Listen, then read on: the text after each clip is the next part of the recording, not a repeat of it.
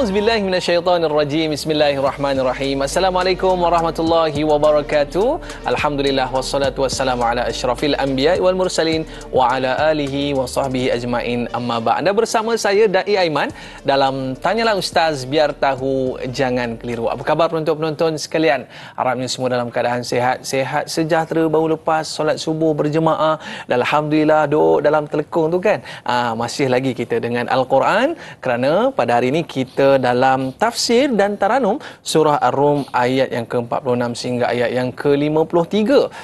Yang menariknya pada hari ini kita bawakan kepada anda Tuan Guru kita Al-Fadhil Ustaz Muhammad Hafiz Muhammad Hanifah. Assalamualaikum Ustaz. Waalaikumsalam warahmatullahi. Alhamdulillah, nampak sebelah tu ada whiteboard. Itu dah dia. Pastinya penerangan dia lebih menarik pada hari ini. InsyaAllah. Para penonton sekalian, anda semua dah bersedia ke dengan tafsir dekat rumah sana tu? Tapi sebelum kita nak pergi lebih lanjut tentang tafsiran ayat yang akan kita bicarakan pada hari ini, kita nak dengar dulu bacaan ayat suci Al-Quran daripada Al-Fadhil Ustaz. Dipersilakan Ustaz. A'udzu billahi minasyaitonir rajim. Bismillahirrahmanirrahim. Wa min ayatihi an yursila ar-riyaha mubashshiratin wa liyudhiqakum min rahmatihi wa ولتجري الفلك بأمره ولتبتغوا من فضله ولعلكم تشكرون ولقد أرسلنا من قبلك رسلا إلى قومهم فجاءوهم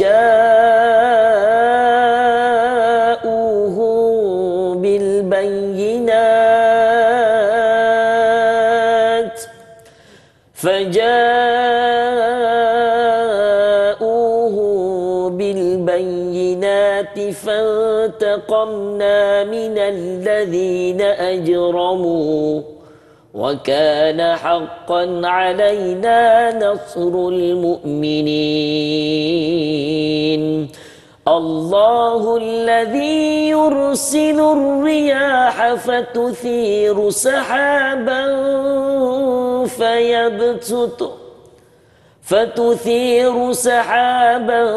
فيبسطه في السماء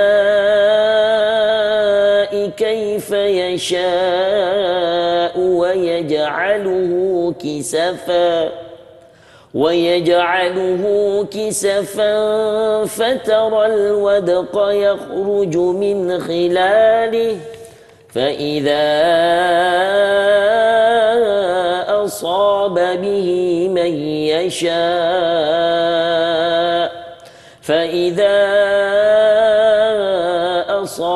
به من يشاء من عباده إذا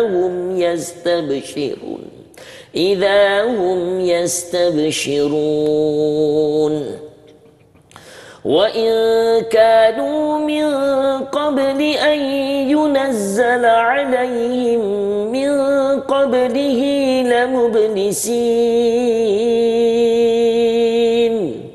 فانظر إلى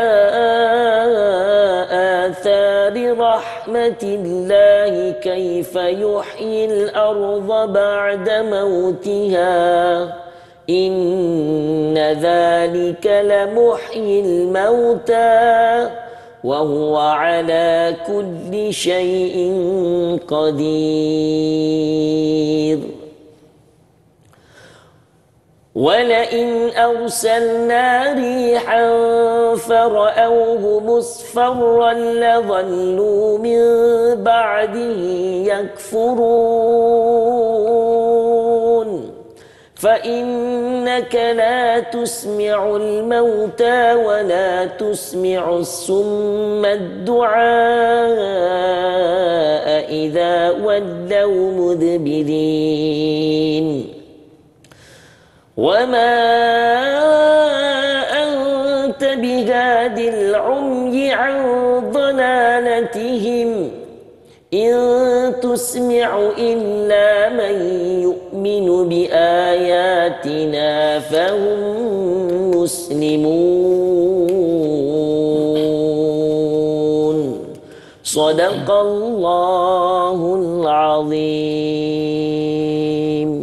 Alhamdulillah, sadaqallahul azim. Jadi kita nak melihat dulu dua ayat pertama pada hari ini, iaitu ayat yang ke-46 sehingga ayat ke-47 dulu Ustaz. Ya, insya-Allah. Okey, kita nak baca tafsiran ayat ke-46. Dan di antara tanda-tanda yang membuktikan kekuasaannya bahawa ia menghantarkan angin sebagai pembawa berita yang menggembirakan, dan untuk merasakan kamu sedikit dari rahmatnya, dan supaya kapal-kapal berlayar laju dengan perintahnya, dan juga supaya kamu dapat mencari rezeki dari limpah kurnianya, dan seterusnya supaya kamu bersyukur.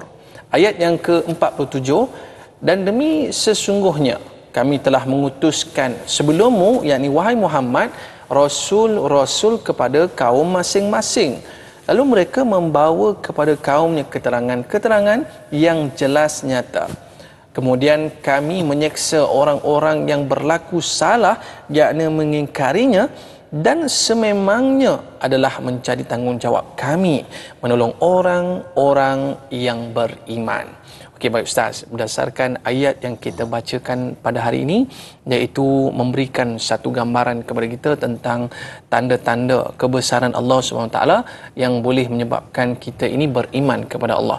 Namun ada di kalangan mereka ini kufur dan masih lagi tidak meyakini akan apa yang telah dibuktikan oleh Allah SWT. Baik Ustaz, kita nak fokus kepada ayat yang ke-46. Ya Ustaz, mungkin kita dah boleh mulakan untuk tadabbur kita Ustaz? Baik, bismillahirrahmanirrahim. Assalamualaikum warahmatullahi wabarakatuh. Alhamdulillahilladzi anzala ala 'abdihi alkitaba wa lam yaj'al lahu 'iwaja qayyiman liyunzira ba'san shadidan min ladunhu wa yubashshiral mu'minina alladhina ya'maluna as-salihat anna lahum ajran hasana. Asyhadu an la ilaha illallah wa asyhadu anna Muhammadan 'abduhu wa rasuluhu, amma ba'd. Terima kasih kepada sahabat saya Dain Aiman yang handsome, kacak bergaya, masya-Allah, warna menyelah-nyelah. Dan tidak lupa kepada seluruh keluarga besar Tanyalah Ustaz TV3 dan TV9. Mudah-mudahan hari ini kita terus diberkati dan dirahmati Allah Subhanahu wa taala. Apabila kita mendengar ayat-ayat Al-Quran, kita perlu mendengar, mentadabburkan, khususnya apabila kita berada dalam urusan seharian. Kadang-kadang Ustaz Iman, apabila kita tengah duduk makan, kita dengar ayat Quran sambil kita berborak-borak. Ini perkara yang dilarang dalam agama. Jadi kalau nak buka ayat Quran, kalau kita dengar selawat, zikir, okey lagi. Tapi dengar ayat Quran, kita hendaklah memberikan tumpuan kepada ayat yang kita dengari. Baiklah, sebelum kita memasuki ayat yang ke-46, sebelum itu saya nak membawa sedikit pencerahan daripada ayat 42 ke 45 sebelum kita masuk ke bab ini. Sebab dia ada kaitan munasabatul ayah antara ayat sebelum dan ayat selepas. Yang mana ayat yang ditafsirkan telah dibahaskan pada sebelum ini oleh Ustaz Asatizah kita, daripada ayat 42 ke 46 adalah membicarakan kepada kita. Saya nak petik kata-kata seorang ulama tafsir, Dr. Wahbah Az-Zuhaili dalam tafsir Munir. Dr. Wahbah Az-Zuhaili juga pernah menerima anugerah tokoh Ma'al Hijrah, tokoh yang besar di negara kita, yang mana dalam tafsir beliau menerangkan bahawa terkandungnya perkara-perkara yang mana di dunia ini ramainya manusia yang melakukan maksiat secara terang-terangan, melakukan dosa, tidak melakukan nikmat-nikmat syukur kepada Allah Azza wa Jalla, sehingga kan mereka lupa Allah Ta'ala memberikan pelbagai nikmat-nikmat kepada kita. Sebab kalau kita lihat dalam ayat-ayat tafsir-tafsir sebelum ini, dalam surah yang sama, terdapat 5-6 ayat yang juga menceritakan, memulakan dengan ayat wa min ayatihi, antara tanda-tanda kebesaran Allah. Surah Ar-Rum ayat 20 menceritakan manusia ini dijadikan daripada turab, daripada tanah. Kemudian ayat yang ke-21 bahawa wa min ayati an khalaqalakum min anfusikum azwaja litaskunu ilaiha wa ja'ala bainakum mawaddatan wa rahmah. Allah jadikan kita berpasang-pasangan untuk kita tinggal sama-sama, adanya sakinah, mawaddah, rahmah yang telah dibahaskan oleh asatizah kita sebelum ini. Dan begitu juga ayat-ayat selepasnya, 5-6 ayat berturut-turut menceritakan tanda-tanda kebesaran Allah. Allah jadikan langit, Allah jadikan bumi, langit yang tidak ada tiang. dan ayat ini menyambung antara tanda-tanda kebesaran Allah. Yang mana Allah mulakan juga dengan ayatnya wa min ayatihi an yursila riyah. Antara tanda-tanda kebesaran Allah digunakan dengan perkataan ayat. Ayat ni maknanya jamak, mana bukan satu ayat. Lebih tepatnya dalam terjemahan kita sebut kebesaran, mana ayat maknanya kebesaran Allah yang banyak. Salah satunya adalah an yursila riyah. Allah menghantar angin. Angin ni Ustaz, dia pelik. Kita tak boleh nampak angin. Tak boleh nampak. Tak boleh nampak mana angin. Tapi kita boleh merasa. Sekarang ada rasa tak dalam studio kita? Sejuk ni. Rasa sejuk kan? Jadi sejuk itu adalah an yursilar riyah. Allah menghantar angin kepada kita dalam bentuk air condition. Walaupun dia melalui satu mesin teknologi, tetapi ia masih angin. Apabila kita nampak pohon-pohon, daun-daun yang bergerak, maka di situ kita kata ada angin yang bergerak. Maknanya subhanallah, angin adalah suatu tanda kebesaran Allah. Yang Allah hantarkan angin mubasyirat, yang ia akan menjadi berita gembira kepada manusia hari ini. Sebab itu kalau kita bahas, kita tengok Papas baik saya ni ustaz, cikgu sekolah. Suka dengan suka dengan whiteboard ni 3 color ni memang saya kegemaran kami lah cikgu-cikgu ni kan. Jadi dia ada 3 color lah ustaz. Minta maaf lah kalau Ustaz tak biasa dengan 3 color atau whiteboard ni kan. Mubasyirat, berita gembira yang Allah berikan di sini, dia dalam bentuk rezeki. Maknanya kedatangan angin akan memberikan banyaknya rezeki-rezeki kemudian.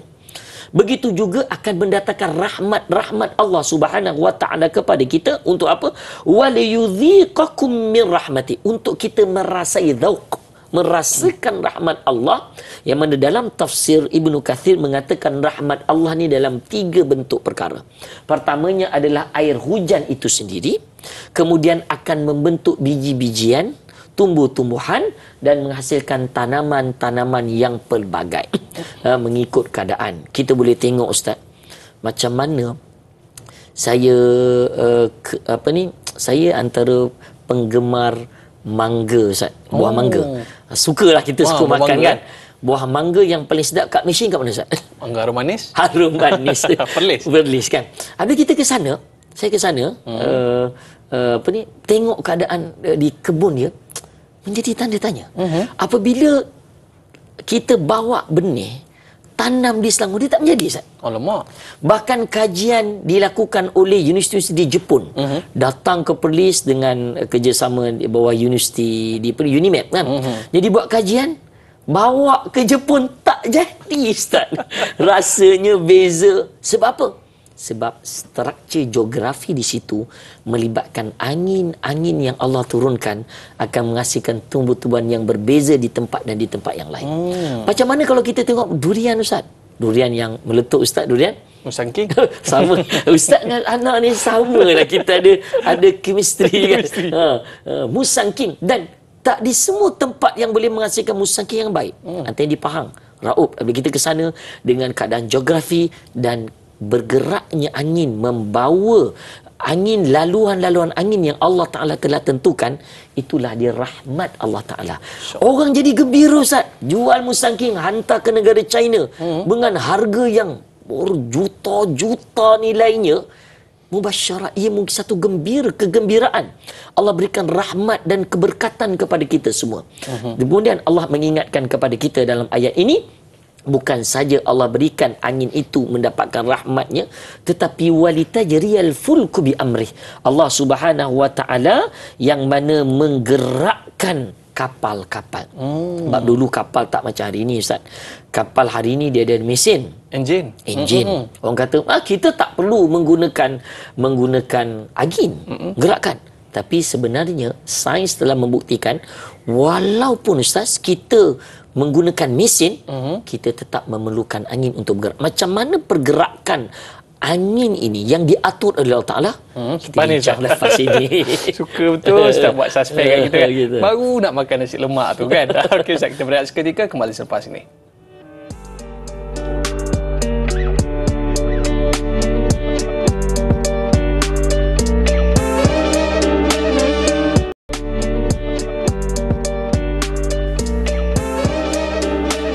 Alhamdulillah, kembali nak bertanya Ustaz, biar tahu jangan keliru. Masih lagi perbincangan kita tafsir dan taranum surah Rum ayat 46 ni Ustaz. Tadi Ustaz sebut pasal belayar. Saya suka Ustaz tengok orang pakai perahu layar tu Ustaz. Berlumba, tak ada enjin dia orang Ustaz.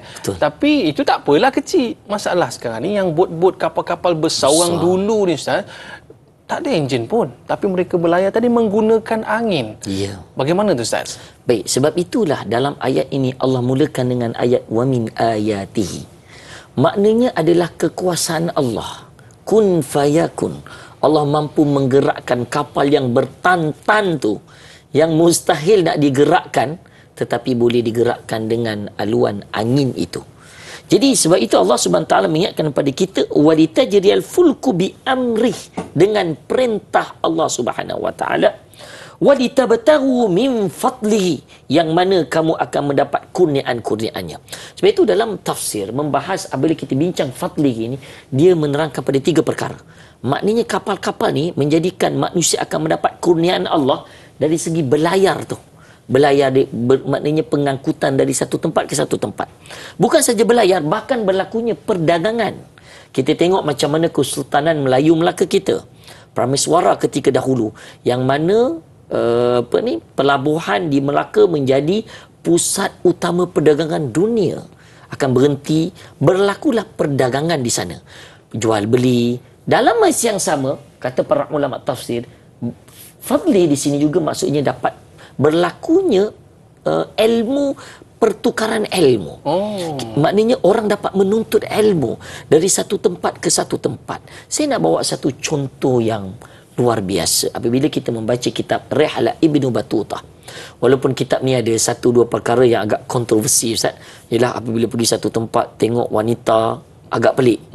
Kalau saya sebut macam tak sesuai lah. Maknanya tubuh badan wanita tu tak seperti normal lah. Kita ni di televisyen kan. Jadi ada dibahas. Jadi perkara-perkara yang agak khilaf tu kita ketepikan. Tapi poinnya adalah Ibnu Battutah berlayar satu dunia dan dapat mengesahkan bumi ini adalah kawar, yukawir laila 'alan nahar. Bulat memutar. Allah dah sebut lama dah. Tapi zaman jahiliyah mempercayai, dan sains ketika itu tidak membuktikan bumi ini bulat. Bumi adalah landai, dan di penghujungnya ada tiang yang menahan langit daripada jatuh ke bumi. Ibnu Battutah antara individu penting dalam pelayaran, yang mana ketika itu membuktikan pada tahun 700 Hijrah lebih kurang waktu itu, membuktikan 700 tahun yang lepas lah, membuktikan bumi ini bulat dan berlayar dari satu tempat ke satu tempat. Pelbagai tempat yang dilayari, termasuklah pergi ke Mesir, mempelajari ilmu-ilmu, jumpa ulama-ulama di Al-Azhar, menghadiri majlis-majlis ketika itu. Universiti Al-Azhar sudah ada. Jamiatul Azhar, universiti tertua di dunia, universiti Islam. Lebih 1000 tahun beliau dapat menuntut ilmu. Maknanya bukan saja berlakunya pelayaran, bukan saja berlakunya perdagangan, tetapi berlakunya menuntut ilmu itu. Ini dilakukan oleh Ibnu Battutah rahimahullah taala. Kemudian menunaikan umrah, singgah 4 hari duduk dekat Madinah, menunaikan umrah, kemudian singgah ke Dimash, kemudian patah balik menunaikan haji yang kedua beliau. Jadi maknanya bukan sahaja menuntut ilmu, bahkan kita boleh tambah, iaitulah dapat melengkapkan ibadah-ibadah tertentu, rukun-rukun Islam tertentu yang dilakukan oleh Ibnu Battutah, yang ketika itu tidak menggunakan enjin, yang hanya menggunakan laluan angin saja. Sebab itu para pelayar dahulu kita boleh sebut dengan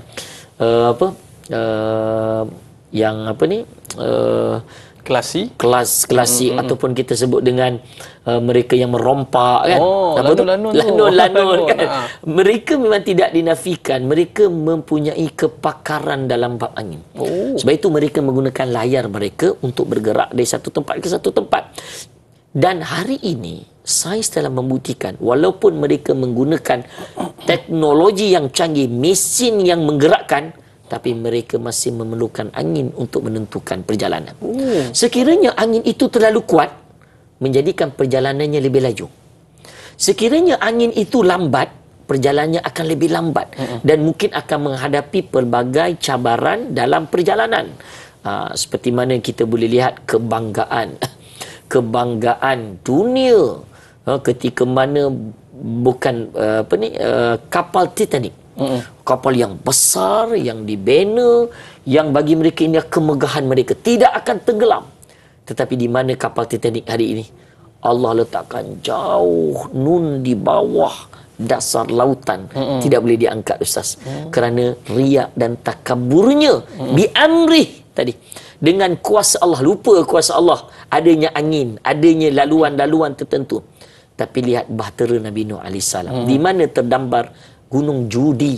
Allah letakkan bahtera Nabi Nuh, orang-orang yang beriman 80 lebih yang disebutkan dalam tafsir, yang berada dalam kapal dengan haiwan-haiwan, diletakkan jauh di atas gunung yang melebihi 4,000 meter daripada dasar laut.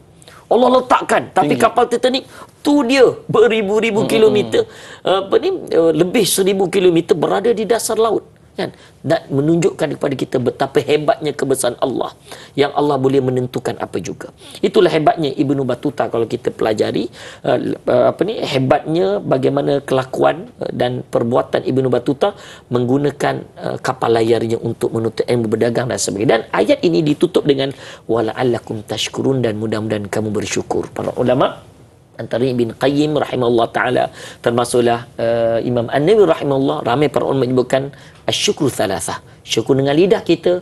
Apabila dapat aja nikmat, sebut alhamdulillah. Bangun je pagi tuan-tuan, alhamdulillahillazi at'amana wasaqana waja'alana minal muslimin. Semua ikut. Ya, ni kejap lagi doa lepas makan. Alhamdulillahillazi ahyana ba'dama amatana wa ilaihin nusyur. Bangun aja, puji Allah. Segala puji Allah yang hidupkan aku lepas aku mati. Sebab Allah bagi nikmat yang besar, banyak pada kita ni kan. Bukan itu saja dengan ungkapan mulut, tapi dengan amalul jawarih, amalan kita baca Quran, dengan bersedekah, dengan berinfak, dengan membantu orang, dan kemuncak kepada syukur atau bil qalb, dengan hati kita yang kekal kepada Allah Azza wa Jalla, insya-Allah. Tapi hero Titanic tu bukan ustaz bukan macam buku ustaz je. Okey, baik Ustaz. Kita ada soalan sahabat kita, Ustaz, tentang angin ni. Intan Zurina Abdul Razak, ayat 46, yang mana Allah SWT mengatakan dengan kehadiran angin, kapal di lautan mampu berlayar dengan laju. Soalan saya, bagaimanakah mahu mengaitkan ayat ini dengan kegunaan angin di zaman kita sekarang supaya kita sentiasa merenung kebesaran Allah SWT? Baik, terima kasih kepada Intan Zurina. Soalan yang cukup baik. Apabila kita menaiki kenderaan, kita ada doa dia. Naik kenderaan darat, doa dia berbeza. Naik kenderaan laut, doa dia berbeza. Sebab lajunya kapal itu ada doa dia. Adapun darat itu ada doa dia. Subhanalladzi sakhkhara lana hadza wa ma kunna lahu muqrinin wa inna ila rabbina lamunqalibun. Maha suci Allah yang menggerakkan kenderaan ini yang aku tak mampu nak gerakkan. Walaupun sekarang canggih, Ustaz. Cik aja. Cik kan. Tak ada pun membaca doa. Kita hari ni gerak naik kereta, baca tak doa?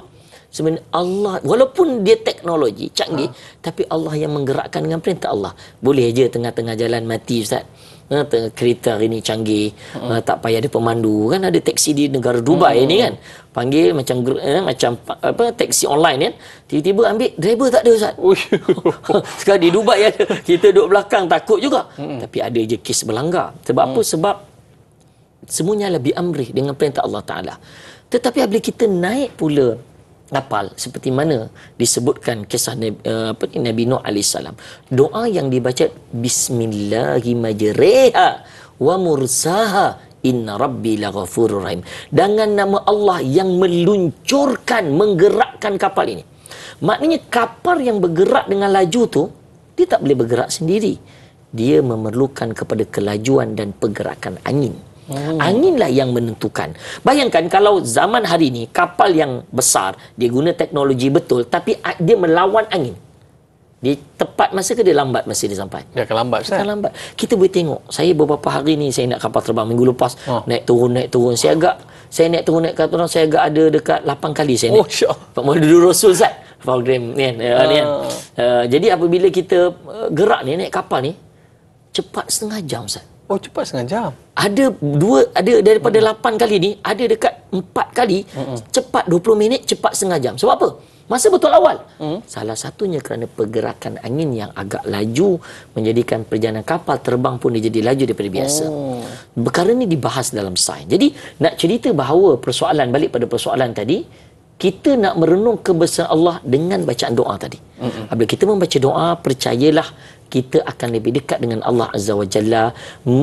Kita mengetahui bahawa tanda-tanda kebesaran Allah, walaupun kita beli kereta, walaupun kereta tu jenama yang canggih-canggih luar negara sebagainya, kan, kapal yang besar dan sebagainya, tapi yang menggerakkannya adalah biamrih, dengan kuasa Allah Subhanahu wa taala. Masya-Allah. Okey Ustaz, kita nak terus kepada ayat yang berikutnya Ustaz. Baik. Boleh? Kita nak pergi kepada ayat yang ke-47 yang mana bermaksud dan demi sungguhnya kami telah mengutuskan sebelummu, yakni wahai Muhammad, rasul-rasul kepada kaum masing-masing. Lalu mereka membawa kepada kaumnya keterangan-keterangan yang jelas, nyata. Kemudian kami menyiksa orang-orang yang berlaku salah, yakni mengingkarinya, dan sememangnya adalah menjadi tanggungjawab kami menolong orang-orang yang beriman. Jadi Ustaz, kita tak berapa nak faham ni Ustaz tentang ayat ini. Boleh kita tadabbur Ustaz? Baik, terima kasih pada Daya Iman. Ayat yang ke-47 ini adalah menerangkan kepada umat-umat terdahulu, khusus kepada Nabi, peringatan. Sebenarnya ayat ini nak menghiburkan Nabi kita. Ketika mana para ulama tafsir kata sebab apabila berlaku ujian dan cabaran, ketika mana Nabi berdakwah, dulu kita tahu ketika hidupnya bapa saudaranya Abu Talib bantu Nabi, Sayyidina Aisyah membantu Nabi dari segi ekonomi. Kita antara 10 orang korporat terkaya di Mekah ketika itu. Apabila meninggalnya mereka berdua, dia tak sebut dengan Amul Huzun, tahun kesedihan. Jadi Nabi SAW sebelum berhijrah, Nabi berada di Mekah ni, dakwahnya Ustaz, Allah, dakwah yang bukan biasa-biasa. Sembayang dalam keadaan diletakkan najis. Pernah ke kita? Usus unta tengah rokok ni diletakkan di belakang Nabi, usus dalam-dalam unta yang berdarah-darah. Pernah ke kita diuji berdakwah sampai demikian? Tidak pernah. Jadi ayat-ayat seperti ini sebenarnya memberikan motivasi kepada Nabi, iaitulah sebagai satu hiburan kepada Nabi apabila disebutkan walaqad arsalna min qablika rusulan ila qaumihim, ketika mana telah diberikan kepada umat-umat sebelum ini, iaitulah tanda-tanda faja'uhum bil bayinat, iaitulah tanda-tanda kebesaran Allah, keterangan yang jelas. Fantaqamna minal ladina ajramu, akhirnya Allah menurunkan azab kepada mereka sebab mereka ni di kalangan orang-orang yang zalim. Jadi perkara ni Ustaz cukup besar. Apa sebenarnya yang dilakukan oleh orang-orang musyrikin Mekah sehingga Nabi SAW terluka Ustaz? Dia buat apa Ustaz? Lepas ni Ustaz. Aduh. Lepas ni. Baru nak minum. Okey, baik. Para penonton jangan ke mana-mana, kembali selepas ini.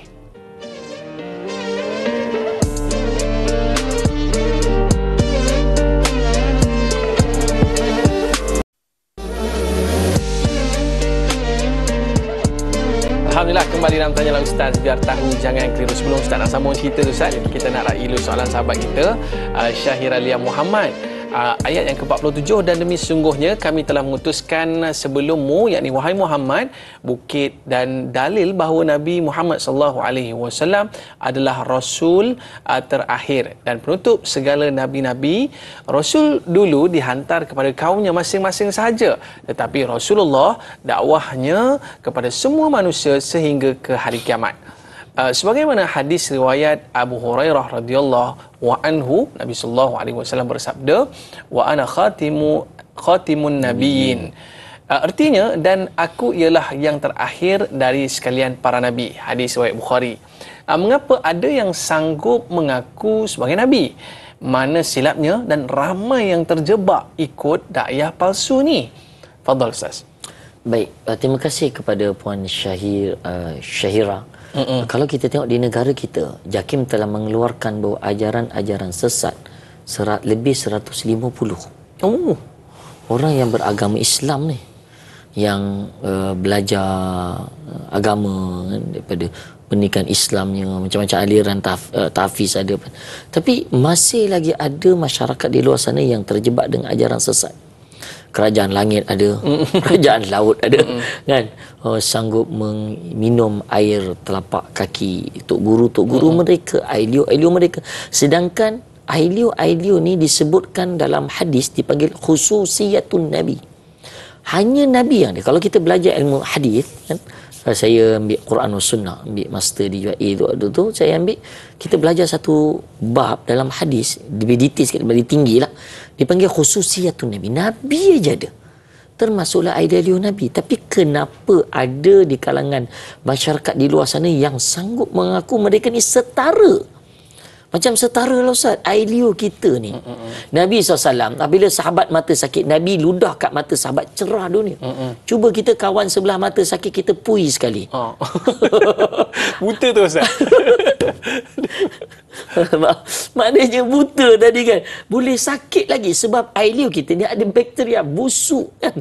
Bau dia Allah yang tahu. Tak percaya cuba keluarkan cium sikit Ustaz. Kita tak mampu nak cium. Ini mukjizat yang ada pada bahkan perlu Nabi dalam Syama'il Muhammadiyah, isi Nabi di musim padas, apabila Nabi bangun dalam keadaan Nabi SAW berpeluh, isi Nabi mengambil zaujatun Nabi, diambil macam botol-botol kecil, diambil untuk dijadikan minyak wangi. Peluh Nabi jadikan minyak wangi.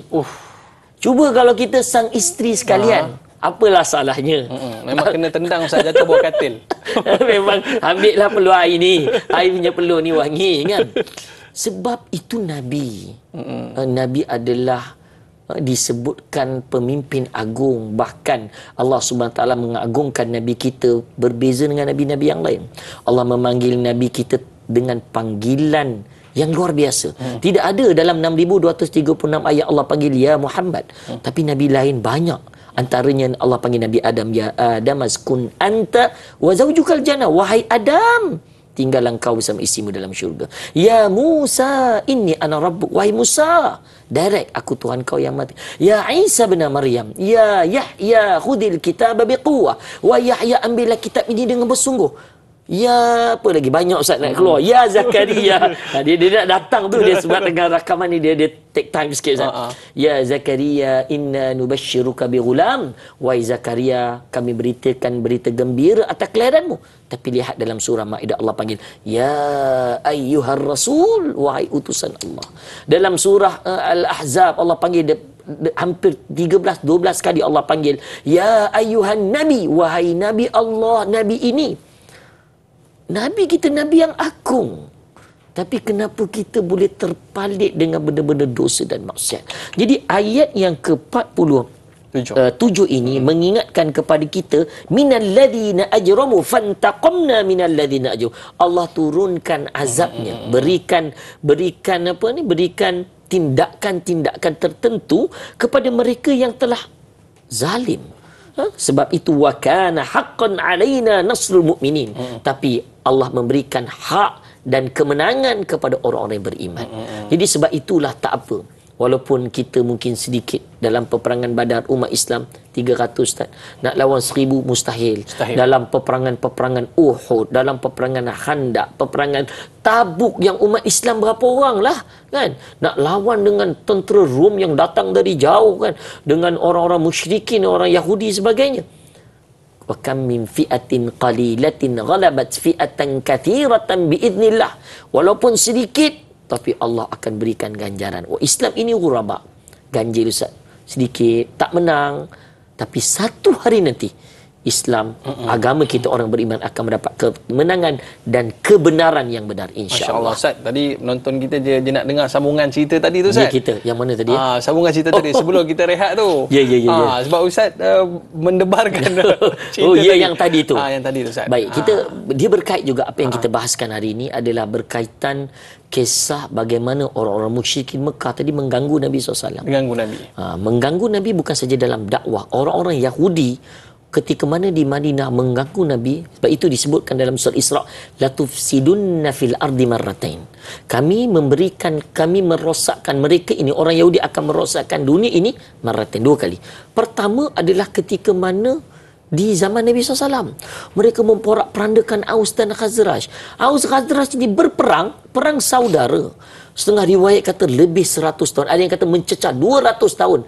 Perang tentang pasal anak-anak bergaduh, pasal kuda, pasal binatang dan sebagainya. Sebab apa? Sebab dihasut oleh orang Yahudi. Akhirnya apabila Rasulullah berhijrah, apa kata orang Yahudi? Kalau bukan kerana Muhammad sampai berhijrah ke Madinah, sudah lama kami pancung kepala-kepala kalian, wahai Aus dan Khazraj. Sebab itu orang Yahudi ni ketika mana, saya pernah sampai ke Khaybar 20 tahun lepas. Khaybar ni, sekarang ni visa kita boleh ziarah dah. Oh, boleh dah Ustaz? Boleh. Kalau dia rezeki, berapa jarak dia, daripada ni? Saya saya dah tak ingat, tapi dari Madinah lebih dekat dari Mekah lah. Mungkin dalam 200. Macam Badar dalam 100 lebih. Khaybar ni laluan dia lain sikit, tapi dalam 200 lebih. Saya pernah sampai, saya tengok perkampungan Yahudi. Rumah-rumah mereka masih utuh, Ustaz. Masih utuh. Saya pergi naik yang tingkat kedua tu. Waktu tu dalam keadaan ketakutan lah. Jadi Syekh kata turun-turun bahaya kan. Jadi dengar cerita. Jadi bagaimana Nabi Muhammad SAW menghalau orang Yahudi dan Khaybar. Sebab itu orang-orang Yahudi, orang Israel, Zionis ni, mereka takut kisah tentang Khaybar. Sebab itu kalau orang Islam akan sebut Khaybar ya Yahud, Jaishu Muhammad saufa ya'ud. Ingatlah Khaybar. Sebab mereka pernah merosakkan dan akhirnya mereka dihalau daripada Khaybar kerana kejahatan yang ada pada mereka. Sebab itulah fantaqamna, Allah berikan azab. Tapi yang kali kedua tak berlaku-laku. Dan ada seorang ketua Kesatuan Ulama Dunia, Syekh Dr. Mahyiddin, yang pernah datang tahun lepas, saya hadir kuliah di 1 jam. Beliau mengatakan bahawa apa yang berlaku di Palestin hari ini, inilah perkara yang kedua berlaku. Wallahu a'lam. Masya-Allah. Okey, baik Ustaz. Patutlah kita biasa dengar orang sebut Khaybar, ya, ada kisahnya. Rupanya itu kisahnya. Tapi kita tak nak ulas panjang tentang kisah Khaybar tu. Mungkin dalam episod yang seterusnya. Okey Ustaz, kita nak terus kepada ayat yang berikutnya, ayat yang ke-48, yang mana bermaksud Allah jualah yang menghantarkan angin, lalu angin itu menggerakkan awan, kemudian Allah menyebarkan awan itu di langit sebagaimana yang dikehendakinya, dan menjadikannya berkelompok-kelompok, lalu engkau melihat hujan keluar dari celah-celahnya. Maka apabila Allah menurunkan hujan itu mengenai sesiapa yang dikehendakinya dari hamba-hambanya, mereka serta merta bergembira. Ini kita sambung balik cerita angin tadi, Ustaz. Kita sambung balik cerita angin tadi. Rupanya ada sebab angin ni, Ustaz. Dan angin ini akan menjadi nikmat dan akan menjadi amaran daripada Allah Subhanahu Wa Taala. Okey Ustaz, kita nak tadabbur ayat yang ke-47. Fadhil Ustaz. Okey, baik. 48 Ustaz. Maaf, 48. Fadhil Ustaz. Baik. Terima kasih dari Aiman dan kepada penonton keluarga besar Tanya Ustaz. Harap jangan ke mana-mana sebab perbincangan kita lebih menarik. Sebab dia menyambung setelah mana ayat 47 Allah Taala menghiburkan Nabi SAW tentang jangan risau, jangan bimbang. Allah akan berikan kemenangan pada orang mukmin juga. Kemudian Allah cerita kembali, menyambung kisah tentang angin tadi. Macam mana Ustaz angin ni boleh dapat rahmat? Bukankah angin ni menjadi putung beliung? Bukankah angin ini boleh siap-siap menjadikan kerosakan besar? Betul. Angin juga adalah tentera Allah Subhanahu Wa Taala yang kita tak nampak, tuan-puan. Sebab itu kita baca doa, ikut saya tuan-puan, antara doa yang diajarkan Nabi SAW, Bismillahirrahmanirrahim, Allahumma hawalaina wala alaina. Saya bagi ringkas. Ada lagi doa yang panjang. Allahumma hawalaina wala alaina. Ya Allah, jadikanlah hujan yang turun itu, daripada angin itu adalah yang bermanfaat, wala alaina. Itu hebat bahasa Arab ni kan, Ustaz. Kalau kita belajar bahasa Arab, lam dengan ala ni mengubah maksud positif negatif dengan harfu jar saja. Kan? Hujjatun lana wala alaina. Al-Quran menjadi hujah kepada kita, bukan ke atas kita, maknanya mempertikaikan kita. Mana Allahumma hawala, jadikanlah hujan ini sebagai manfaat kepada kita dan jangan jadikan dia sebagai musibah kepada kita dengan perkataan Allah saja. Jadi sebab itu Allah mengingatkan kepada kita dalam ayat yang ke-48, Allahul ladzi, Allah, mulakan dengan Allah, lafzul jalalah, mengingatkan, menguatkan Allah lah yang menghantar riyah, iaitulah angin. Riyah angin, kalau riyah ni angin-angin, mana di banyak tempat. Kenapa nak kena hantar angin? Ya, fatuthiru sahaba, untuk menggerakkan awan. Sebab awan ni ada masa dia statik. Kau naik kapal terbang kan? Dia statik. Betul? Sebab angin tak ada tu. Sebab itu kalau kita tengok ada setengah tempat kan, Kelang tak hujan, tapi depan tu Shah Alam hujan. Betul lah, Ustaz. Tapi tak lama lepas tu Shah Alam tak hujan, Kelang hujan. Sebab angin menolak awan yang mengeluarkan hujan itu ke arah Kelang. Angin tolak. Angin yang menolak. Sebab itu Allah sebutkan Fatutiru sahaban fayabsutuhu fis sama' kaifa yasha. Allah lah yang menyebarkan awan itu di langit-langit mengikut kehendak Allah Ta'ala. Wa yaj'aluhu kisafa, menjadikan dia berkelompok-kelompok ataupun kita sebut gumpalan-gumpalan. Mana dia bergumpul-gumpal, berkelompok-kelompok. Fataral wadqa, yang mana kita akan melihat hujan yakhruju min khilali, yang mana hujan itu turun daripada celah-celahnya. Bayangkan kapal terbang kan bila naik atas kapal terbang, naik atas awan, kita dapat elak hujan. Hujan kat bawah. Hujan dekat bawah. Dan air yang turun itu, para ulama tafsir juga membahas bahawa bukan saja air-air yang lembut, mana air hujan yang biasa, mungkin ada lebat sikit, tapi ada yang dia bentuk keras, itu menjadi salji. Jadi hari ni kita boleh tengok ada setengah tempat turunnya jadi batu, Ustaz. Batu ni maknanya air hujan batu lah. Ais lah, maknanya keras. Dia berada di keadaan musimnya di sana kat musim yang sejuk. Maknanya angin yang datang tu begitu kuat, begitu angin yang sejuk, maknanya matahari kurang membakar, membakar lagi kurang. Khilali. Jadi ini menerangkan kepada kita manfaat yang Allah berikan daripada hujan itu sendiri. Sebab itu fa idza asaba bihi man yasha min ibadi idza hum yastabshirun. Maka Allah memberikan sesuatu itu kepada sesiapa di kalangan hamba-Nya dan mereka ini akan bergembira. Mana bergembira dengan apa? Bergembira dengan nikmat-nikmat rezeki yang ada. Kalau kita lihat kan daripada tanaman yang kosong, turunnya hujan, maka hujan itu akan mengeluarkan tumbuh-tumbuhan. Pengalaman saya kat Mesir, Ustaz, first time saya pergi negara Arab, lebih 20 tahun lepas, hujan berlaku di Mesir. Jarang tu, Ustaz. Memang jarang. Di Mekah pun kita semayang istisqa kan, banyak hujan turun kan. Samalah di Mekah pun orang akan keluar ke jalanan. Tapi sebelum saya menunaikan umrah, saya firstnya saya pergi Mesir dulu. Saya tak pernah buat umrah lagi waktu tu. Bila saya ke Mesir first time, kita tengok hujan normal tau. Dekat Malaysia ni tuan-tuan, kita nak hujan, alamak, leceh lah. Tetapi bagi orang-orang Arab, mereka yastabshirun ni, mereka idahum yastabshirun, mereka gembira ni, memang kita dapat lihat di wajah-wajah penduduk-penduduk di negara Arab. Mereka gembira ni dengan gembira yang luar biasa. Kita boleh tengok kan, kenapa nak perlu lari? Mari keluar ke jalanan. Kenapa tu, Ustaz? Kenapa? Sebab mereka dalam keadaan kegembiraan, seronok. Ada rahsia di situ, Ustaz. Ada rahsia. Ada rahsia gembira tu. Patutlah waktu saya buat umrah tu, Ustaz, tiba-tiba hujan, daripada diorang tawaf, diorang terus rapat ke Kaabah tu dan tadah tangan. Allah. Kenapa jadi macam tu, Ustaz? Ada rahsia dia. Ada cerita. Dan satu lagi, Ustaz, dalam peperangan Khandak tak silap, Ustaz, Allah hantarkan angin tu. Adakah itu angin yang untuk digembirakan ataupun apa dia selepas ini? Jangan ke mana-mana.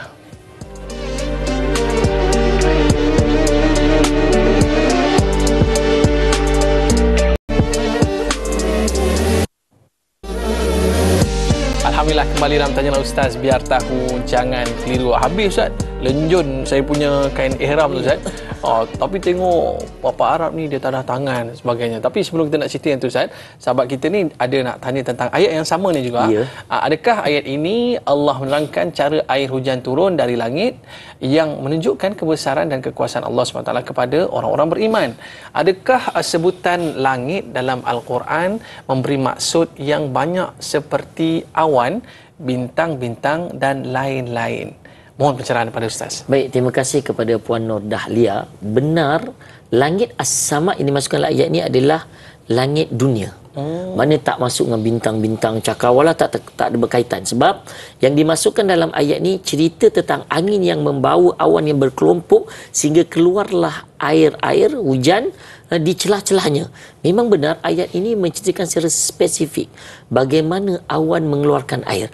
Dulu orang tak percaya, orang tak faham, orang buat kajian sains. Rupanya Allah cerita dah 1400 tahun yang dulu yang awan ini dapat mengumpulkan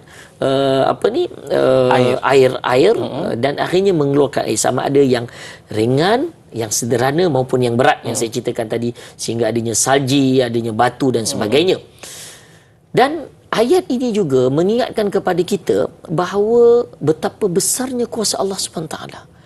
Ada satu tempat yang Allah biarkan dalam keadaan dia kemarau yang amat panjang. Nabi-nabi terdahulu diuji dengan kemarau panjang. Ini antara doa Nabi SAW ketika di Masjidul Ijabah. Kalau kita bawa ziarah jemaah kan, lalu dekat perkuburan Baqi' sebelah tu ada satu masjid tidak dirobohkan. Tempat lain semua diroboh. Kiri kanan roboh tapi masjid tu kekal satu. Sebab ada sejarah di situ dulu tak adalah masjid. Nabi berdiri, duduk di situ, Nabi berdoa pada Allah dengan 3 doa, antaranya minta supaya umatnya tidak ada yang mati dalam keadaan kemarau panjang, keadaan banjir besar, tapi penyatuan ummah muslimin muslimat ni, mukminin mukminat ni masih doanya tidak dimakbulkan. Tapi poinnya adalah kemarau yang panjang itu tidak berlaku di dunia ini. Maknanya untuk umat Nabi Muhammad.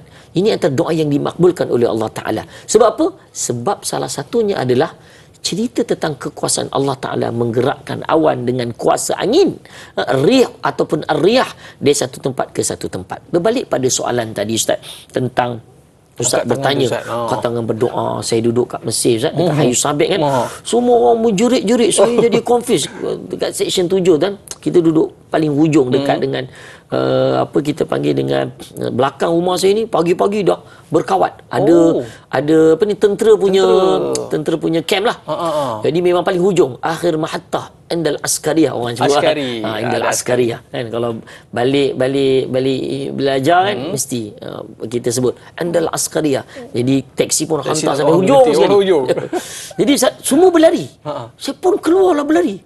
Semuanya Ustaz mendadah tangan. Bukan berjoget-joget.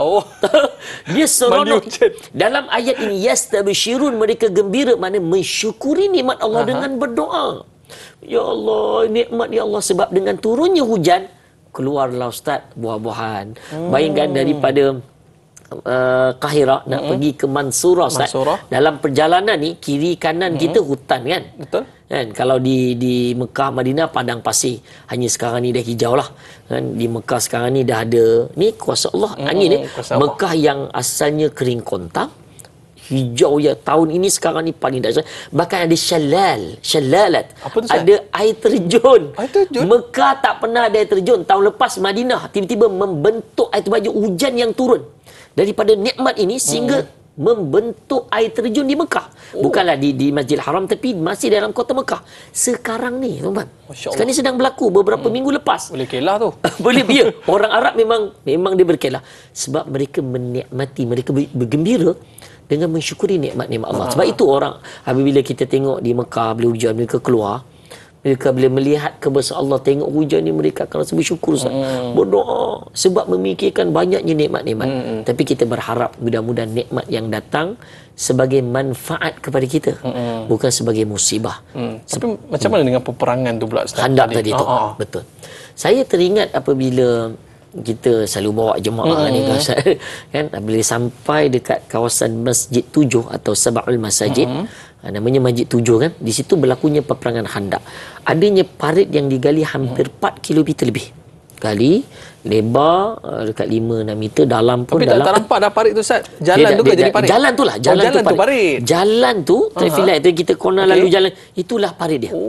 Kalau orang tak tahu, orang tak tahulah, tapi kita macam saya diterangkan oleh ulama-ulama yang terangkan, jadi kita menyambunglah riwayat tersebut. Jadi apabila kita di sana ada nampak satu masjid belah kiri, namanya Masjid Al-Fatah. Dulu kemah ada asalnya Masjid 7 ni asalnya kemah 7. Para sahabat duduk, Sayyidina Abu Bakar, Sayyidina Umar, pos kawalan ke Ustaz? Pos kawalan lah lebih kurang. Sehingga kan tidak berlakunya peperangan. Dalam tafsir Ibnu Katsir ketika membahas kisah peperangan Khandaq ni, tiba-tiba ada seorang yang dapat melintasi parit yang besar, berlawan, tak ada siapa boleh kalahkan. Nabi SAW menyebut pada Sayyidina Umar, ayat bahasa kita cakap, selesaikanlah Umar, habiskan. Macam itulah ayat mudahnya. Jadi Sayyidina Umar selesaikan. Jadi peperangan tidak berlaku hampir sebulan. Tak boleh, semua jatuh. Itu dalam peperangan boleh melakukan tipu daya. Parit itu cadangan Salman Al-Farisi, digali parit dalam keadaan berpuasa Ustaz, 6 hari siap kan? Tapi ketika mana peperangan ni berlanjutan sebulan, Rasulullah tidak berhenti berdoa untuk menurunkan angin tentera Allah. Akhirnya dalam tafsir Ibnu Katsir menyebutkan tiupan angin disebutkan tiupan sabak. Bukan sabak bendam Ustaz. Sabak. Macam kaum Sabak juga lah, ejaan dia lebih kurang sama. Akhirnya Allah turunkan angin yang manfaat untuk orang Islam, tetapi sebagai balak kepada orang musyrikin dan orang Yahudi yang datang menghancurkan kemah mereka sehingga terbakar macam puting beliung lah, Ustaz. Ini yang disebutkan tentera Allah tu, Ustaz? Ini tentera Allah. Akhirnya mereka keluar. Mereka. Sebab itu kita tak nak, kita tidak mahu apabila kita tidak bersyukur, seperti juga kaum Sabak. Seperti pernah kita bahas dalam tafsir surah Sabak. Mereka ada kebun yang hebat, kan? Mereka disebutkan dengan baldatun tayyibatun wa rabbun ghafur. Allah bagi rezeki yang banyak, kebun yang banyak, sebab hujan yang turun. Akhirnya fa'aradu apabila mereka kufur nikmat Allah, Allah turunkan banjir yang besar dengan angin yang kuat, mengakibatkan hancur tumbuh-tumbuhan dan tanaman-tanaman mereka. Wallahu a'lam. Okey, baik Ustaz. Kita nak teruskan pada ayat yang ke-49 ni, Ustaz. Baik. Yang mana sahabat kita Jura Azin Sufyan, dia nak tanya soalan. Ayat yang ke-49, dan sesungguhnya mereka dahulu sebelum diturunkan hujan kepada mereka adalah orang-orang yang telah berputus asa.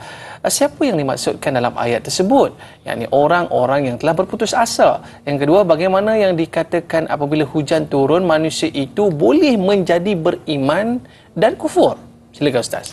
Baik, terima kasih kepada Puan Jura Azlin. Ayat yang ke-49, kita terus masuk tadabbur sikit untuk kita jelaskan persoalan tadi. Baik, ayat yang ke-49 mengingatkan kepada kita, dan sesungguhnya mereka yang dahulu sebelum diturunkan hujan kepada mereka adalah orang yang telah berputus asa. Kalau kita lihat dalam kaedah tafsir, bila kita belajar ilmu tafsir, ada salah satu qawaidut tafsir dipanggil al-ibratu bi umumil lafzi la bi khususi sabab.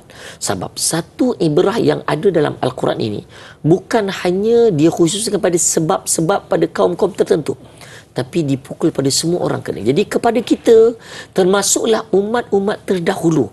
Bahkan kalau kita lihat Rom ketika dahulu, bagaimana kalau kita ingat lagi asatizah kita ada bahas di awal surah Rum, yang mana di ayat pertama hingga ayat 7 menceritakan tentang bagaimana Rum ni dulu mereka beriman dengan Nabi Isa alaihissalam. Mereka masih mempercayai kitab-kitab Samawiyah, tidak seperti Parsi mereka dalam keadaan beriman kepada berhala-berhala. Sebab itu ketika Sayyidina Abu Bakar bertaruh dulu, belum lagi turun ayat pengharaman bertaruh. Bertaruh ni apa Ustaz dalam bertaruh English betting bet dan bet. Selalu kan kan kita taruh kan, selalu budak-budak sekolah kan, kita betting kan. Dulu diharuskan. Jadi ketika itu pertaruhan, Sayyidina Abu Bakar memilih Rum. Sebab disebutkan jelas dalam, walaupun ghulibatir Rum akan jatuh dan akhirnya akan menang. Bertahun-tahun akhirnya kalah Abu Bakar. Tapi Rasulullah kata tambah lagi betting ni lah. Apabila ditambah balik ketika itu, maka ketika orang-orang Rum menang. Apabila Rum menang, akhirnya orang-orang musyrikin kalah lah, dapatlah kemenangan harta taruhan tersebut. Tapi Rasulullah sedekahkan sebab dia adalah haram.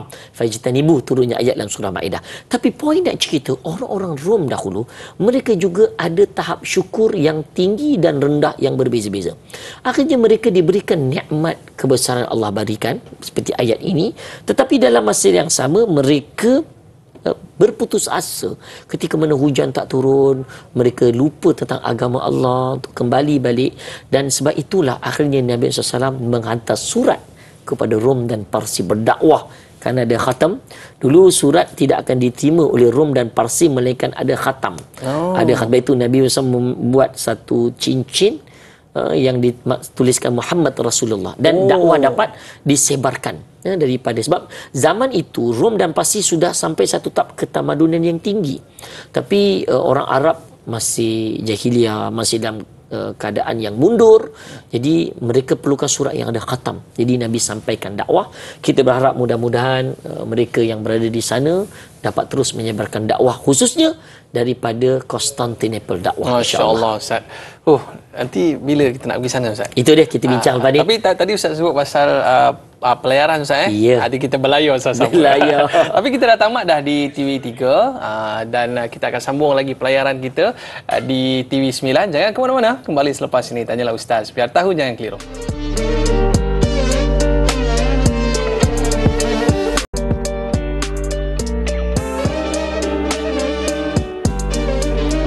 Alhamdulillah, kembali dalam Tanyalah Ustaz. Biar tahu jangan keliru. Alhamdulillah, Oh, tadi cerita pasal berlayar lah Ustaz, cerita pasal naik flight lah, Konstantinopel lah Ustaz.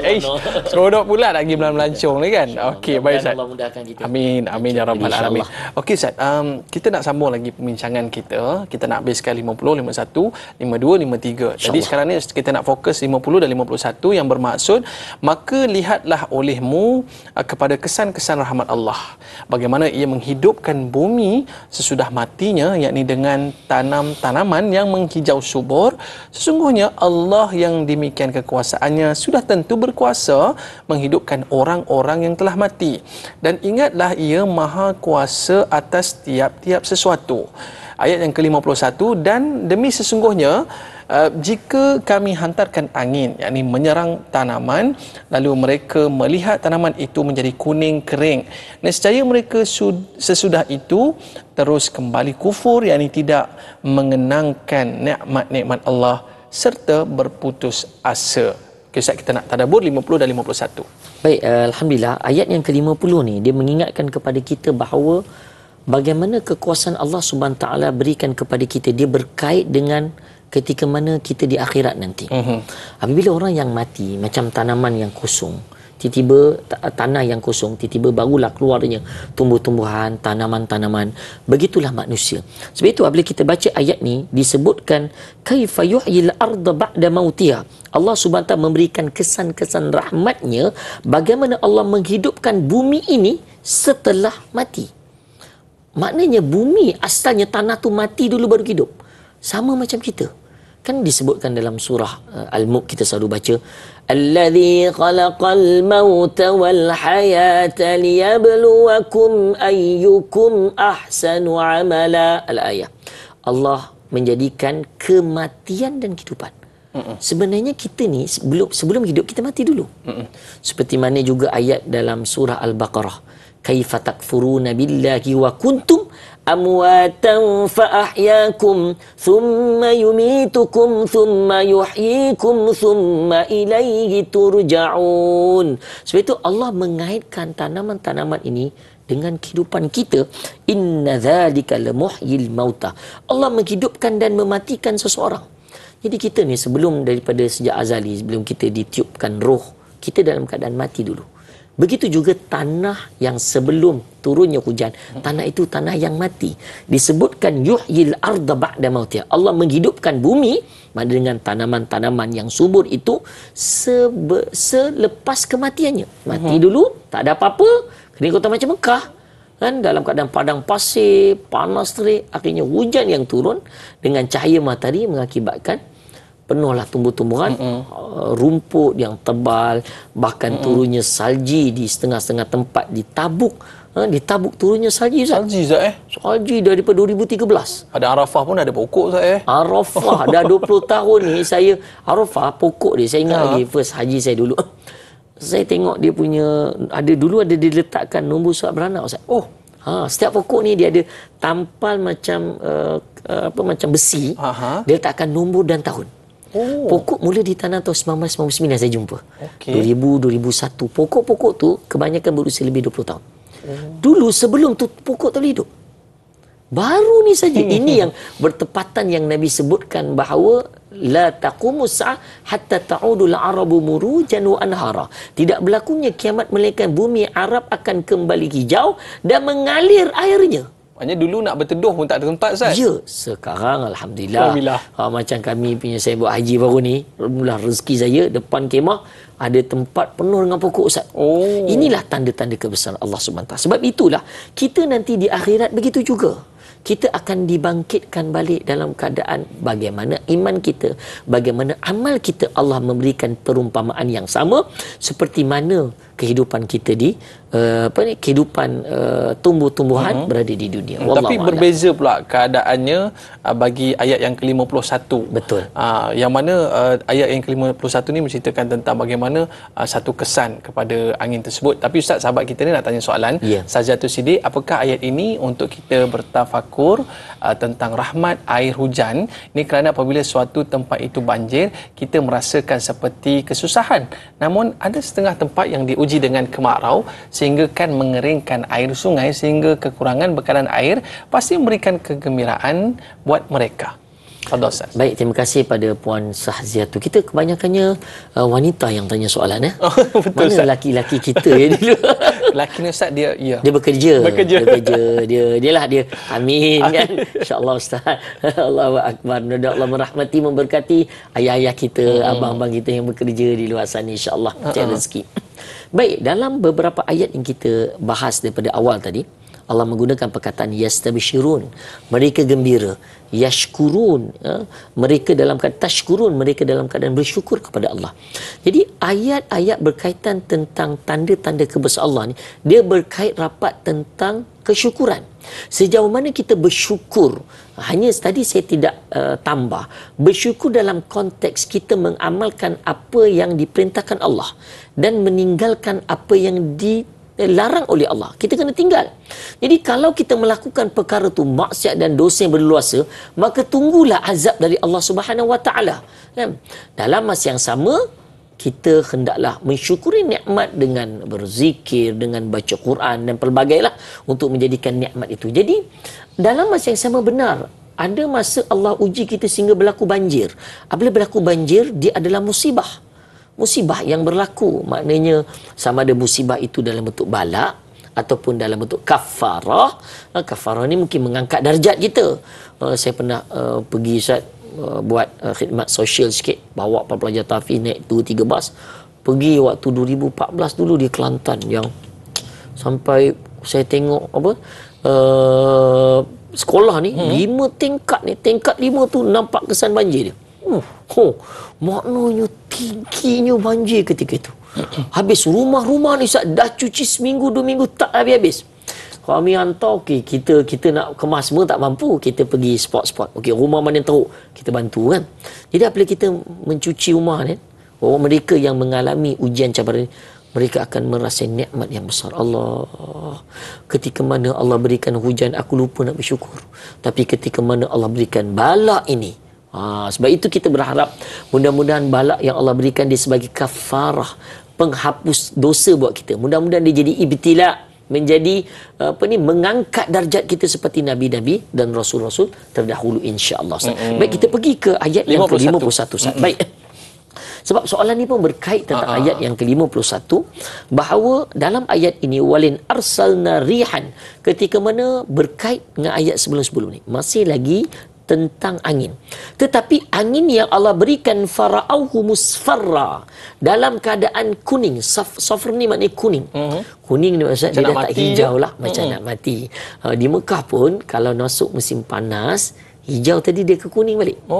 Dia maknanya nak mati balik. Tapi bila datang balik hujan, dia hijau balik. Macam tu. Jadi maknanya musfarran ini dalam keadaan, bahkan dalam tafsir menyebut sehingga terbakar. Kalau kita tengok di setengah-setengah negara, dia sehingga terbakarnya tanaman-tanaman mereka kerana terlalu panas, sehingga hancur, rosak.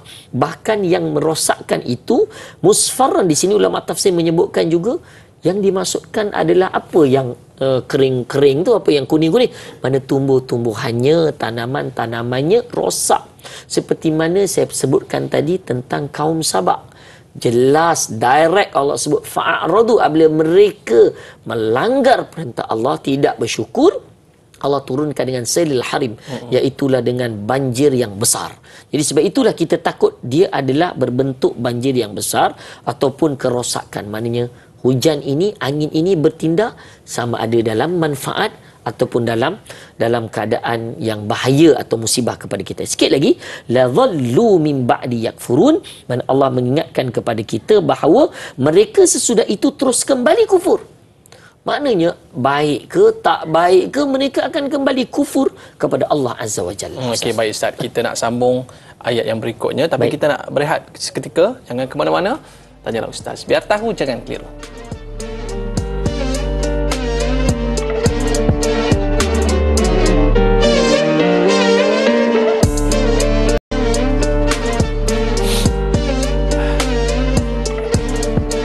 Alhamdulillah Inilah kembali dalam Tanyalah Ustaz, biar tahu jangan keliru. Terima kasih para penonton yang kekal setia bersama dengan kita sehingga ke episod terakhir ni Ustaz. Okey, kita nak baca yang ayat yang ke-52 dan 53 Ustaz. Dan kita nak buat rumusan. Baik Ustaz, ayat yang ke-52, maka janganlah engkau berduka cita wahai Muhammad terhadap keadaan mereka yang demikian. Kerana sungguhnya engkau tidak dapat menjadikan orang-orang yang mati, yakni hatinya itu, menerima ajaranmu. Dan tidak dapat menjadikan orang-orang yang peka itu mendengar suaramu apabila mereka berpaling undur, yakni disebabkan keingkarannya. Ayat yang ke-53, dan engkau tidak akan dapat memberi petunjuk kepada orang yang buta, yakni mata hatinya, supaya menjauhi kesesatan mereka. Engkau tidak dapat memperdengarkan, yakni seruanmu itu, melainkan kepada orang-orang yang sedia beriman akan ayat-ayat keterangan kami, kerana mereka orang-orang yang menurut perintah. Okey Ustaz, kita ada sahabat kita ni, dia tanya satu soalan. Adakah engkau, yang ni dalam ayat ini ditujukan kepada Nabi Muhammad SAW, tidak boleh memperdengarkan atau memberikan nasihat kepada orang yang sudah mati? Yang kedua, siapakah maksud orang yang peka dan berpaling undur dari petikan ayat, dan tidak pula menjadikan orang yang peka itu dapat mendengar suaramu apabila mereka berpaling undur? Siapakah orang ini Ustaz? Fadhal. Baik, pertama sekali memang benar ayat ini menjelaskan fa innaka, direct. Engkau wahai Muhammad. Dalam tafsir menyebutkan, ulama sepakat bahawa ayat yang ke-52 ini sedang dibahaskan kepada kata-kata Allah Ta'ala kepada junjungan besar kita Nabi sallallahu alaihi wasallam. Hanya la tusmi'ul mauta, mereka yang tidak mendengar. Yang disebutkan mauta ni, hanya soalan ni mungkin kurang tepat sebab bukan orang yang dah mati. Yang disebutkan mauta ni matinya hati. Oh, hati yang mati, bukan orang tu mati. Maknanya nak cakap mendengarkan, memberi nasihat orang yang sudah mati tu macam kurang tepat lah. Maknanya tidak tepat. Dia yang dimasukkan adalah jangan dengarlah. Kau janganlah dengar orang yang mati hatinya. Walaupun kita bahas panjang kan bila bab hati ni, dalam hadis menyebutkan qalbun, maknanya jantung kita yang bergedup itu. Tapi tak apalah, ia hanya bahasa saja. Bahasa Melayu ni, di bahasa di Nusantara ni menggunakan hati. Sebab bila katakan jantung kita dia macam tak sedap. Matinya jantung macam dia kena matinya hati. Dia baru sedap ayat tu, dia dah normalisasi dengan perkataan hati. Tapi yang dimasukkan adalah qalbun, heart tu sendirilah.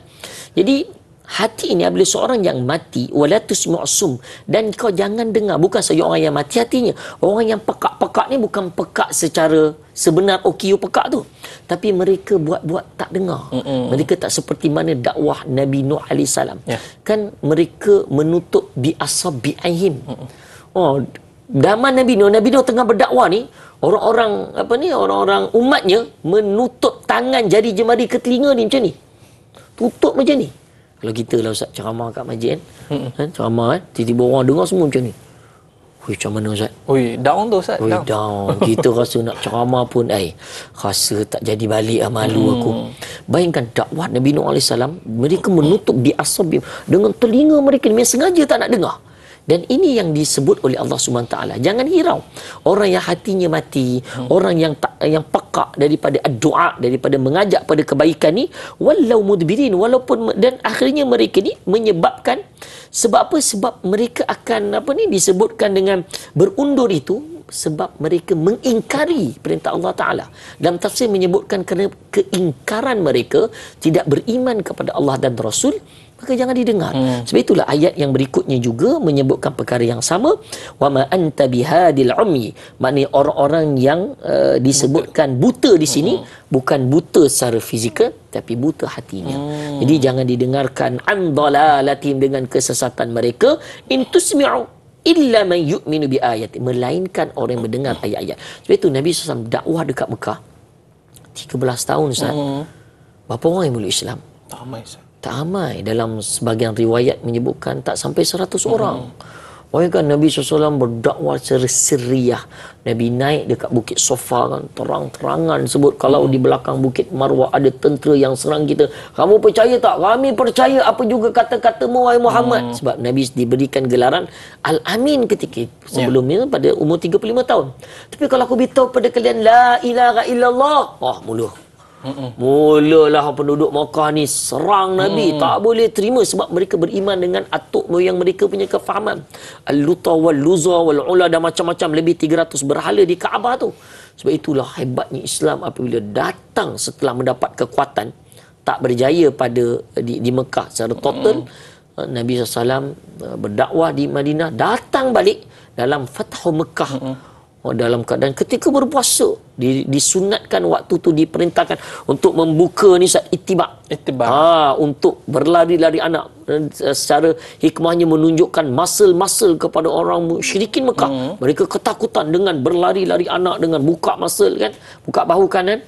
Sehingga kan ketika itu berhala-berhala diruntuhkan. Sebab itulah ketika mana Nabi SAW bersabar, ini adalah hiburan Nabi. Allah Ta'ala menghiburkan Nabi SAW, mengingatkan bi ayatina fahum muslim. Orang yang akan beriman pada ayat ini, mereka lah dikatakan orang muslim yang berjaya, insya-Allah. Kita lihat pada ayat ni juga Ustaz, jelas menunjukkan bahawa kita ni tak boleh nak ubah orang, Ustaz. Allah. Maknanya atas Nabi SAW pun begitu. Pakcik yang dia sayang pun dia tak dapat nak ubah. Tapi sebenarnya kalau kita tengok, kita ada anak-anak kat rumah sana, Ustaz. Betul. Anak-anak kita pun kadang-kadang kita dah nasihat tapi dia tak dengar. Tapi Ustaz, sebenarnya apa tugas kita? Adakah nak jadikan budak tu baik ataupun tugas tu kita terus memberi nasihat, Ustaz? Dan sahabat kita ada juga soalan, Ustaz, boleh kita gabungkan? Boleh gabung. Dia tanya kepada kita, ayat ini menunjukkan orang yang mati jiwa, mati perasaan, tak akan dengar nasihat lagi. Boleh Ustaz terangkan apa punca-punca yang menyebabkan berlakunya sedemikian hati mati ni? Dan bagaimana cara untuk menghidupkannya dan menyuburkan balik hati yang mati, Ustaz? Allah, berkait rapat. Kalau kita tengok dalam khutbatul khitab, muqaddimatul khitab, Nabi antara permulaan ayat dia nak bercakap, Nabi akan mula innal hamdalillah nahmadu wa nasta'inu wa nastaghfiruh wa na'udzu billahi min syururi anfusina wa min sayyiati a'malina. Ini disebut man yahdihillah fala mudhillalah wa may yudlil fala hadiyalah. Allah Nabi SAW menggunakan perkataan la, kalau kita belajar dulu SPM, an-nafiyatul lil jins, menafikan secara total. Kalau kita belajar dia agak teknikal, sebab kalau ikut dia nakirah, dia mesti dhammah kan, macam kita sebut baitun kan. Tetapi kalau ada al baitu, tapi di sini la, macam kita zikir la ilaha la haula wala quwata, samalah. Man yahdihillah fala mudhillalah. Orang yang diberi hidayah oleh Allah tidak akan sesekali tak akan datang apa juga kesesatan mampu menyesatkan setelah Allah beri hidayah pada mereka. Fala mudillah disebut dengan, kalau kita belajar Arab, isim nakirah mabni ala al-fatah. Ini terlalu teknikal. Budak-budak SPM ada belajar. Ambil whiteboard balik. Macam nak ambil whiteboard. Tapi kenapa saya nak sebut? Sebab la di sini bukan nafi secara biasa. Total. Tidak akan ada kesesatan tak ada. Tetapi Nabi sambung, wa may yudlilillah, dan orang yang disesatkan ini fala hadiya, dan tidak akan ada hidayah sama sekali buat mereka. Ini yang kita takut. Sebab Nabi SAW sering mengungkapkan muqaddimatul khitab ini sebelum Nabi berceramah pada para sahabat. Dan permulaan ini cukup besar. Para sahabat ketika dahulu, ada sebahagian yang orang musyrikin, mereka tidak percaya. Mereka kata Nabi gila, Nabi sihir kan? Tapi apabila mereka berjumpa dengan Nabi SAW sendiri, depan-depan, Ustaz, hidayah itu miliknya. Tapi apakah daya? Kita tahu Abu Talib diberikan ujian yang cukup besar. Innaka la tahdi man ahbabta walakinnallaha yahdi man yasha. Engkau tidak boleh beri hidayah, wahai Muhammad, kepada siapa yang kau sayang, mereka Allah yang boleh berikan. Sebab itu hati penting. Berbalik kepada soalan Puan Sirna tadi, kata seorang ulama mengatakan bahawa min alamati mautil qalb, antara tanda-tanda matinya hati adalah ketiadaan duka cita atas apa yang luput daripada ketaatan. Maknanya bila kita tidak solat, kita tak sembahyang, kita tak ada rasa apa-apa. Hati mati, Ustaz. Sembahyang, tak apalah kejap ya. Apalah, nanti qada je lah. Ini bahaya lah. Ada satu titik hitam. Nabi sebutkan apabila ada satu titik hitam, kita buat lagi dosa, ditambah lagi titik hitam. Ditambah dan menjadi dia gelap gulita, Ustaz. Allah. Bahkan sebagian ulama mengatakan, dan meninggalkan penyesalan atas apa yang kamu lakukan daripada kegelinciran. Apabila kita dah buat dosa, kita tak an-nadam disebutkan. Kita tak ada rasa menyesal. Bahkan dalam hadis juga menyebutkan wala takthirul ad-dahak, jangan kamu perbanyakkan ketawa, fa inna kathrata ad-dahki tumitul qalb. Sungguhnya ketawa itu boleh mematikan hati. Gelapkan hati, matikan hati kita. Ini bukan maksudnya Nabi dalam kitab Syama'il Muhammadiyah menyebut Nabi tersenyum, ada gembiranya, ada ketawanya, tapi batasan. Bukan terlalu banyak kita asyik ketawa terbahak-bahak. Itu salah satu mematikan hati. Jadi perbanyakkan zikir. Seperti mana saya baru-baru ni ingatkan jemaah Ustaz beberapa bulan lepas. Saya kata apa? Kita sekarang berada di bumi Arafah. Hati kita yang mati, hati kita yang gelap, Allah sedang melihat, saya kata. Allah berbangga kepada hamba-hambanya walaupun dosa kita sebesar gunung Ganang. Walaupun dosa kita sebanyak buih di lautan. Walaupun dosa kita, kata Allah dalam hadis kursi ini, sebanyak titisan hujan yang turun. Kan ku ampunkan segala dosa-dosa kalian. Maka keluarlah dari bumi Arafah ini kayaumi waladati ummuh, seperti kamu baru dilahirkan oleh ibu-ibu kamu. Sebab itu saya cakap kat jemaah, pergilah umrah selalu. Pergi, kata Al-Hafidh Ibn Hajar, kenapa nak pergi singgah Madinah? Ada jemaah kadang, Ustaz saya sibuk lah, Ustaz urusan kat Malaysia ni tak sempat lah, nak kena balik berumrah, buat haji tu nak balik terus. Singgahlah sebentar. Saya petik kata Al-Hafidh Ibn Hajar mengatakan, hebatnya Madinah ni sebab di sana Ustaz adanya jasad agung, adanya junjungan besar kita Nabi Muhammad sallallahu alaihi wasallam, yang bila kita berhadapan di makam Nabi, kita beri salam, assalamualaikum ya Rasulullah, titis air mata Ustaz. Kita sebab, kita sedih. Sebab apa? Kita nak sucikan hati ni. Hati ni. Kalau kita duduk pergi, bukan tak boleh nak ziarah pergi London, New York, Ustaz, silakan. Tapi jangan dua tempat ini. Sebabnya nak pergi Masjid Aqsa mencabar sekarang kan, peperangan. Betul. Tapi dua tempat ni, pergilah. Ustaz Aiman pun selalu bawa. Saya pun selalu juga bawa kan. Kita pergilah kat mana-mana Ustaz. Elakkan DIY Ustaz. Elakkan DIY. Sebab ramai yang pergi DIY ni tidak dipantau pembimbingnya, dia tak dibimbing. Jadi yang kita takut nanti balik, apabila dia buat umrah, balik daripada umrah, balik haji, umrahnya tergantung. Lupa nak tahlul Ustaz. Masih lagi dalam larangan ihram. Umrah tawaf tak sah, sa'i tak sah, tahlul tak sah. Apabila balik, bapak ni kahwinkan anak, tak boleh jadi wali. Perkahwinan tu tidak sah. Apabila anak ni balik katakan dia nak berkahwin, perkahwinan tidak sah. Sebab dia masih dalam larangan-larangan ihram. Sebab itu perlu bagi saya pergilah dengan pembimbing-pembimbing yang bertauliah, yang mempunyai autoriti, yang bimbing jemaah. Tujuannya untuk apa? Untuk bersihkan hati kita balik, insya-Allah. Tadi Ustaz, bila Ustaz sebut tentang hati mati tu, kita rasa hati kita ni dah mula gelap dan sebagainya Ustaz. Jadi mungkin Ustaz boleh pimpin doa kita Ustaz, supaya hati kita kembali bersinar dan kita dapat mudah untuk melakukan ibadah. Fadhal Ustaz. Bismillahirrahmanirrahim. Alhamdulillahirabbil alamin, wassalatu wassalamu ala sayyidil mursalin wa ala alihi wa ashabihi ajmain.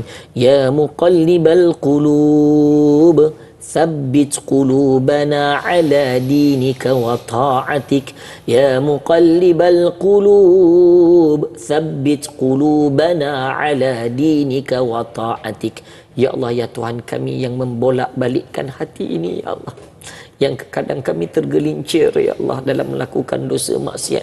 Kembalikan balik kami di jalan yang benar, ya Allah, mendampingi para waris, para nabi dan rasul, dengan para ulama, alim-alim, ya Allah, untuk kami kembali, ya Allah, hati kami bersih, ya Allah, ya Rahman, ya Rahim. Ampunkanlah segala dosa-dosa kami yang kecil, yang besar, ya Allah. Hati kami, ya Allah, lebih cintakan dunia, lebih sukakan harta daripada akhirat, ya Allah. Buangkanlah sifat al-wahan, iaitulah sifat hubbud dunya wa karahiyatul maut, takut kepada kematian dan cinta kepada dunia, ya Allah. Hindarkanlah sifat dalam hati-hati kami, ya Allah. Ya Allah, ya Tuhan kami, kau bantulah umat Islam di negara-negara Palestin khususnya, ya Allah, di Gaza, di Rafah, ya Allah. Tidak ada tempat lagi untuk mereka terselamat, ya Allah. Mereka tinggal di runtuhan-runtuhan bangunan.